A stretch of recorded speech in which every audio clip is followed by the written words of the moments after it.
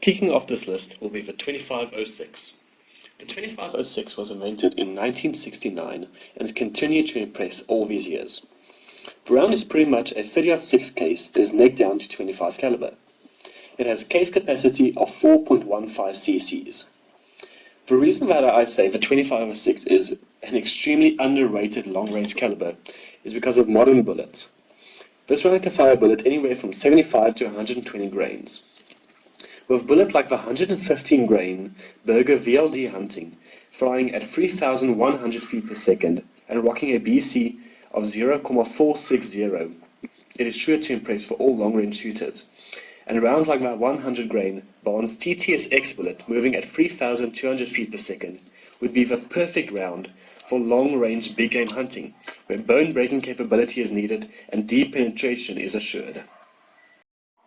In fourth position is the 7mm Express, also known as the 280 Remington. The reason why I put the 7mm Express in fourth position is because of the 7mm bullet, which is truly an amazing bullet.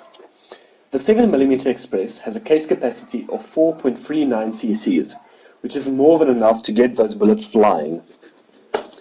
Loading around anywhere from 115 grain pill up to 175 grain bullet.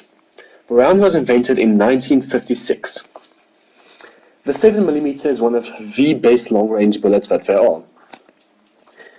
The 7mm Express can be loaded with anything from a 110 grain spear moving at 3,400 feet per second, which would be the perfect vomiting round, or anywhere up to 175 grain AccuBond long range with a BC of .648 moving at 2,700 feet per second.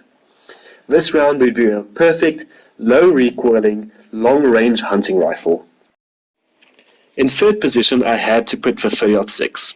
The 30-06 is one of the most underestimated long-range calibers that there are. The round was invented in 1903, but it was then improved and released again in 1906 under the name 30-06, which means 30 caliber bullet invented in 1906. The round has a case capacity of 4.38 cc's. Now, one of the main reasons why I say it's an underestimated long-range caliber is because of the huge variety of 30 cal bullets that there is. This 30-06 can shoot a bullet anywhere from 110 grain Hornady VMAX moving at 3,500 feet per second, which would be perfect for all your vomiting needs, or anywhere up to the 215 grain Berger VLD with a BC of 0.696, which is insanely high, moving at 2,550 feet per second. But I would recommend is the perfect in-between, a 185 grain Berger VLD moving at 2,800 feet per second would be my perfect long-range load. Coming in on second position would be the 270 Winchester, my personal companion. The 270 Winchester has a case capacity of 4.24 cc's. This round was invented in 1925 and is one of the most used calibers right across the world. This round falls perfectly between the popular 6.5 and the 7mm with its 6.8mm bullet. With new bullets like the 145 grain eld-x from Hornady flying at 2,900 feet per second, this round would be perfect for all your long-range needs.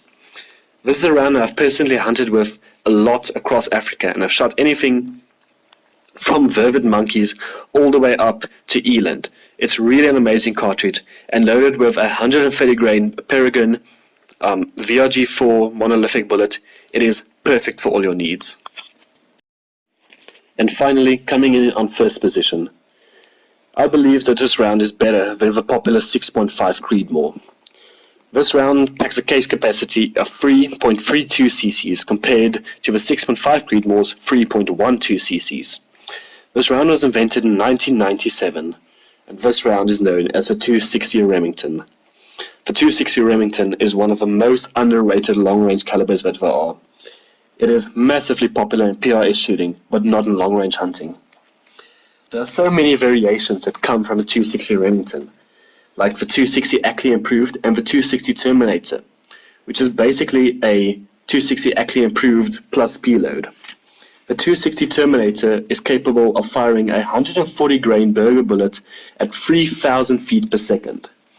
But when you go back to the normal 260, a normal 260 Remington is capable of firing a 143 grain eld-x with a BC of 0.62 at 2,700 feet per second, or firing a 129 grain AccuBond long range at 2,830 feet per second, or even a 140 grain Berger at 2,750 feet per second.